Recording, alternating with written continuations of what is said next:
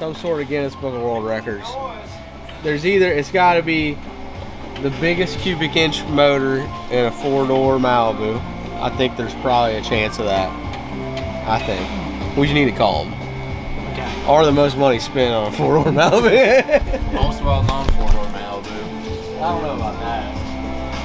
Think of another 4-door Malibu and tell me the name of it. You can't do it.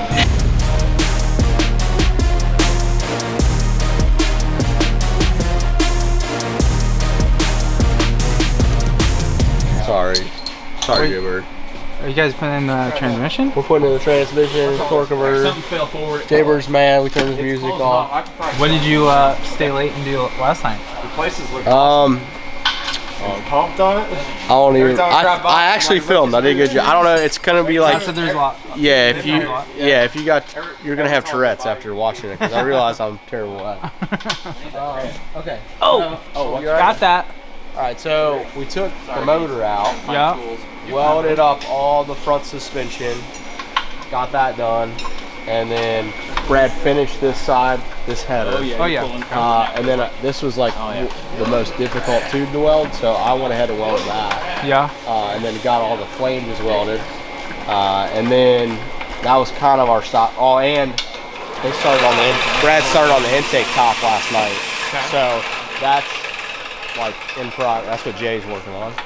So when Jay got here this morning, I texted him a list, and like by the time I got here at 9, I know, right? he already had the motor. They have their place, like, but stuff like that. So it's limited. Yeah. Yeah, and then I'm with you. then Todd started welding the rest of the headers this morning. So this is ready for the collector to go on. Nice. This header is done. It just needs the turnout done, and then we gotta weld O2 bungs in it. One more on that. So, and then I replumbed. I had to weld this fitting on and some others. I'm gonna have to probably redo this line. As fast as I can, but it's on there right now and it'll work. I just not happy with it. But got all this bolted back on. And then so we're going. I just got off the phone with Gash though. We're gonna try to move the dyno appointment to Tuesday. Because that'd be more realistic for us. So. Yeah, if we could work all weekend, we could get it done. But it's Father's Day weekend. My girls have a dance recital tomorrow. Not missing that. Busy weekend. So, Pro Mod Todd stayed with us last night. He was here late. Huh? He was here late. No. Yeah. Well, I left at 11. Back up. Yeah. Things are happening. Things are happening. Things are happening. I bashed my head on that K member again. I definitely got that on film. Sorry, I just did it again. I hit my head on everything, dude. It happens. Look. I have nothing to worry about, boys. How tall are you, Rick? 5'2". 5'2". On a good day. Nowadays, they call you a short king. That's what they call little guys? That's what the girls say is, you know, like get it, short I'll king. take it. I don't hate how that sounds. That's what the girls call it. Maybe Short. not the girls your guys' age, but the girls my age. What's that supposed to mean? They call them short emperors in your day. We weren't quite kings yet. Damn. It's like 3/16 quarter inch right now. Not that much. 3/16 probably. Yeah, it was a quarter what was in there, so it's not that. So yeah, we could probably use I don't know, just a thick washer, and then that'll still give us like as long as we can pull it out 100 thousandths or so. Okay. We just want to pull it out of the pump a little bit. Drill bit feeler gauge is always a good trick. So that's quarter. This is 7/32. This is 3/16. That's it. Well, I mean, it's a little loosey, but it needs to be a little less than that still, don't it? Just a fuzz less than that, I say, am I holding the light and blinding you, or can you see what you're doing? yeah. You could almost bolt that dude up.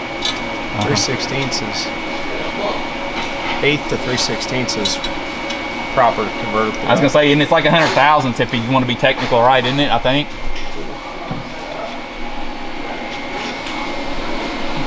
I don't like that. What, pulling it out? that we don't have more Pump out, pull. Here's part of the problem. We don't have forward. I almost need to pull it back out again and turn some off that converter snout. Oh, I didn't take that part off. Yeah. I don't know if it bolted on or not. It does. I almost need to turn some off the converter snout in the lathe. Yeah, that's what it is. It's hitting, it's bottoming out in the crankshaft. I didn't even think about that. I guess I'll pull the bell housing bolts again. We're gonna have to, ain't we? I mean, unless you think that's enough pulling it out, we just shim it where it's at. How much are you pulling it out, though? It's not very much, is it? No, it didn't come out by the 16th. Well, here's the problem. So, it needs to be able to move both directions, Yeah. because when the flex plate needs to be able to flex. If it comes out and it bottoms out in the crank, when it makes converter pressure, like when the converter pressure is real high, it'll push on the thrust bearing. Oh. So you want it to be able to sink into the back of the crankshaft so that the flex plate can flex and soak up some of that converter pressure. Hence, flex plate. Flex plate, yeah. That way you don't eat the thrust bearing up. Okay. Okay. Because if it's bottomed out against the back of the crank, if it sees 150 psi converter pressure, that's 150 psi pushing on the thrust bearing. Yeah. You'll eat the thrust bearing up. Right now it's a solid plate. Yeah. No flex to it. One thing about it, like we're gonna be pretty good at knowing how to get the bad boy in and out quickly. That's right, huge. All right. Practice. I'm the bell housing guy now. Let's go, baby. Put the stopwatch on. Well, yeah, I'm gonna time you. No, don't do that. So I'm gonna have to. Well, you can have to machine it and then rebevel it too, ain't you? Yep. I'm gonna take some off the face and then I'm gonna have to countersink it deeper. See, that's the kind of shit like a homeboy ain't doing at his house. Like I'm not doing that at my shop, huh? Right. You know? That's like we'd be like, Yeah. That's a big problem. call somebody. I don't know nothing about this. How'd you learn this deal? Your dad? What? No. Machine and stuff. Well, I did work at a machine shop in high school, but as far as the lathe goes, it's kind of you just figure it out as you go. Okay, it's just that. You kind of look and see what you're doing and Yeah. you do it. You said it was just kind of a process of figuring it out, but I would have fucked that all up. You know what I mean? Somebody got jacked up. I can feel it. It's a slow process. What is this automatically? Is it pressing it in slowly? Hey, you can stick the camera in there. What are you over here working on, boys? For Charlie. Making the throttle body the top to the intake. There's a big hole where there's supposed to be a throttle body sitting up here.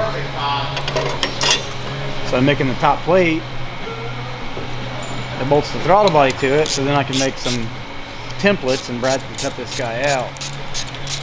And it looks like it was done by machine, but actually Jay did that by hand. This? Yes. Yeah. Dang, boys. That's so clean. Brad cut this out on the plasma, and then I come back in and did it by hand and put a chamfer in here, so that way as the air comes in, it rolls around. There's no turbulence caused by it. So It looks like it's done by machine. It does. really does. Yeah. it's not that difficult, but time consuming. Yes. It looks real good. Thank you. What do you gotta do with this? We gotta put O2 bongs on it. Oh. So there's 2 more. Oh. Yeah, so we're gonna drill a hole right there. Take one of these, put it in there. Oh, there's a lot of them in there. We might put 5 or 6 just right here. There we go. Not enough.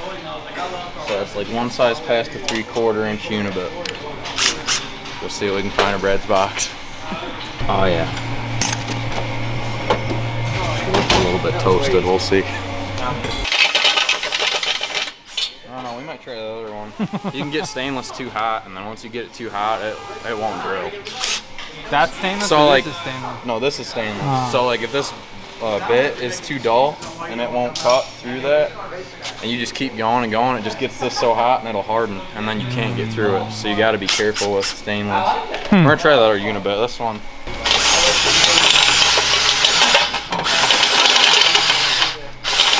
this one's good. Check that right there. Got a little burr on there. That should be it. Oh yeah. Yeah, there Golden. we go. Now you just gotta weld that in. Yep. Just TIG weld that guy in there, and then this one should be done. I'll have to do it again on the other one. So we're gonna save this unit bit because we know it's good. Now what are you going to do? I countersink it deeper because I turned the countersink off. Are you just going by eye? Like Yeah. on the depth? Oh, and then you'll. Yeah. So it needs to be flush. I just gotta keep going until that fits.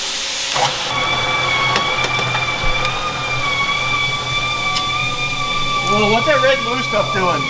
Beautiful. Yeah. Nice. So now this will allow what you're talking about to flex. It won't sit right up against Yeah. because you took it down. Yeah, so I took material off of here so that the crank, so that this can slide farther up inside the crank. Nice. All right. He talk about he's the only person in I'm not America. the only one.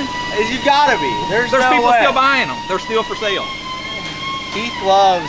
See this red and blue here? It's like the worst stuff ever.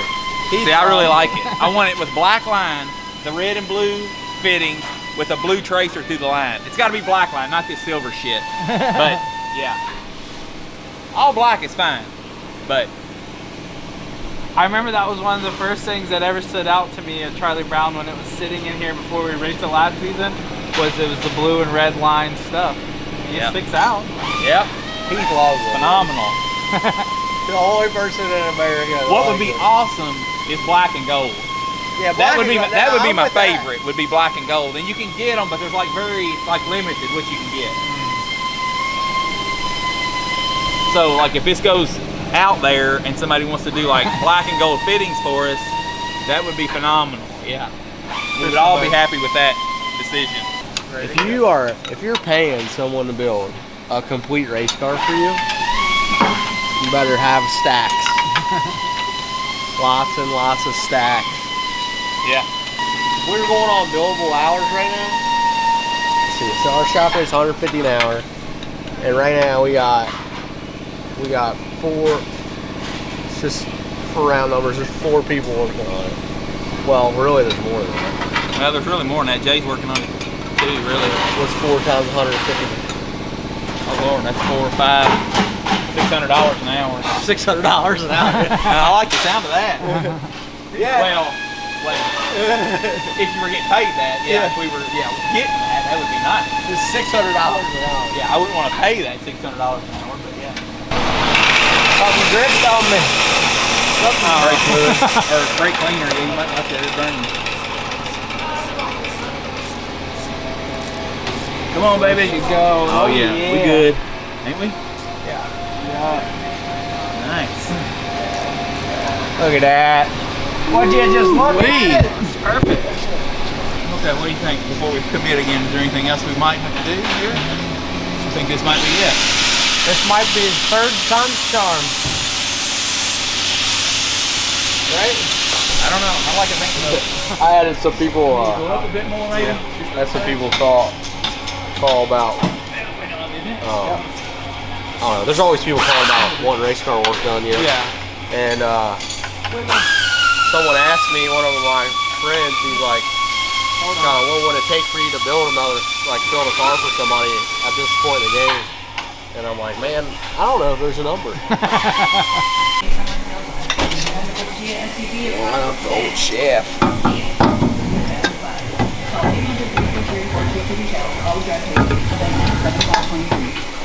I was gonna say. I don't think that's good.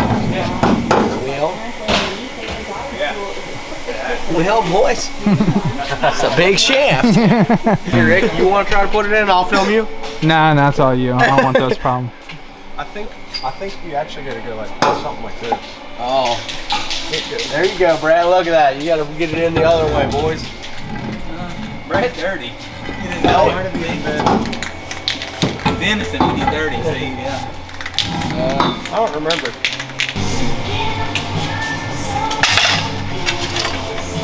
Snap on. trying to, you know, I want a Red Bull sponsorship. Brad would prefer a Snapple. These are our new redesigned billet shock mounts, by the way. Oh yeah. Most of the new ones are nice. It's fun to build a car when it's got all, like, it's fun to build a car. It's fun when it's got all your own stuff on it. You're not gonna get it? Still gotta go over to the side. You're into the 10, boys. Brake line is tight.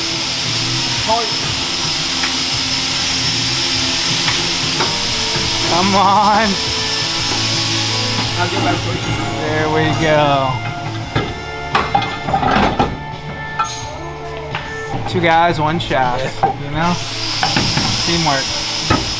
So we found it, my buddy Terry found it on Facebook Marketplace. Oh, you weren't joking? That was No, the seriously, marketplace. yeah. We needed a shaft, certain length, and Terry found it on Facebook Marketplace. This is a great deal. Huh. I forget the guy that we bought it from, but he was really nice. It was a great deal. Shout out that guy. Yeah. It was $600 for a carbon shaft. That's a good deal. Yeah. Is that us? I need to set that one up anyway. Heath, I got a vein. Ooh, he's lean. See it? Yeah, baby. Feel like I'm doing something. Oh, I'm in a predicament. Get your fingers out of there. Can I just drop it? I hope so, dude. I hope so, because we're further along this time than we have been, so I hope so. I think we got some sort. Think we got what? Some sort of Guinness Book of World Records. There's either, it's got to be the biggest cubic inch motor in a 4-door Malibu. I think there's probably a chance of that. I think. We just need to call them. Okay. Or the most money spent on a 4-door Malibu. Most well-known 4-door Malibu. I don't know about that. Think of another 4-door Malibu and tell me the name of it. You can't do it.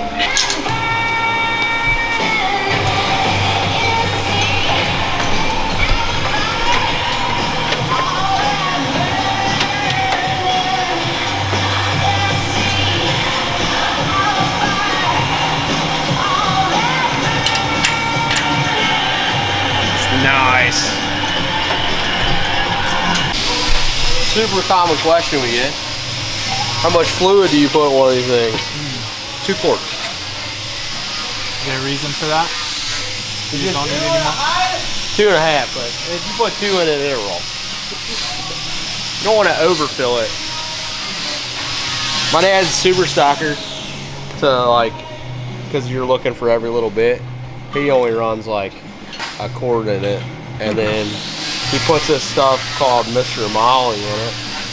It's like a what is Mr. Molly, Brad? It's just graphite. Okay. So he dumps that in it to make it spin better, and even he don't tear it up. It's fine.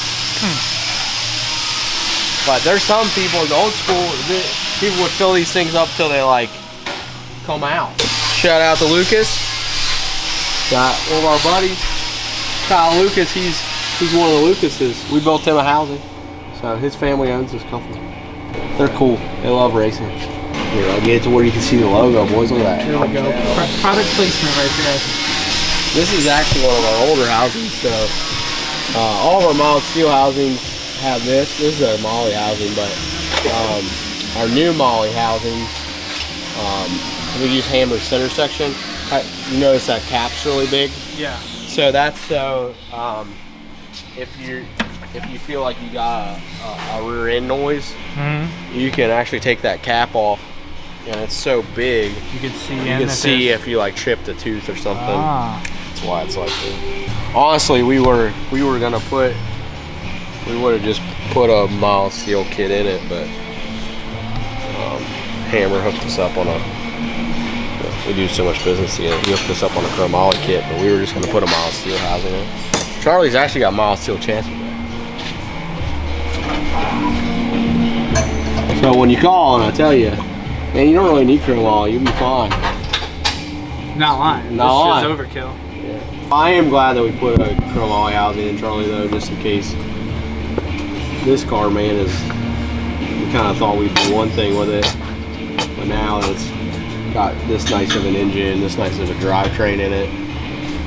You know, it's starting to get a good idea to where we would maybe put a floater in it at some point, so we could upgrade that housing. Brad, Final did you set assembly's this whole the side? best part. Did you do this whole side by yourself? Yes. And Yeah. there's Exactly. Me like that, bro. Don't be doing me like that. Oh yeah, it's gonna work. Okay. I'm just watching you guys do all this, and I'm like, there has to be like a final look over check, right? There's so many nuts and bolts, and Yeah. you got to do like make sure everything. When I set it up, I'll do a final Yeah. bolt check on it. One more. We're almost. Little more. There it goes. Sitting here wondering how Brad did this all by himself. Because he had enough foresight to make sure his cotter pin would go through before he tightened it down. I think that's the same diameter, I think. I did. Yeah, take care. Well, you know, you almost Cross dropped off her. the trolley. Always drop it. I like the friction. Good, man. I'm not gonna sell it for $5,000, but a Pro Mod 98 sounds pretty good right now. Wheels out. For drag racing only, not for street use. But we're gonna be a killer in the street car class. I'm gonna take my chances on my car. You're gonna cruise that one that's at the shop on the street? Oh yeah. Huh. If I can't drive it on the street, I don't really care to own it. Some people, I don't know, some people probably would disagree with me. They all tell me, they're like, you're not gonna drive your car on the street. Once you do it for a little bit, you're like, it's too loud, it's too obnoxious, but I don't know. There's like nothing cooler than like idling into a gas station and you like open your trunk up and dump a bag of ice in it and then go get food somewhere. Like, that was just, I did it once with Brad Arnold, yeah. and we had to stop at UDF to get ice. And I was like, this is so inconvenient and stupid. But dude, the like looks you get when you idle into a It's gas people station. thinking these f***ing kids. People are just like looking at you and They don't think you're cool. yeah, they do. No, they don't. That don't matter. They're looking at you. Yeah. Nice little clip. Out there on his Taking bike. off? Yeah. Yeah.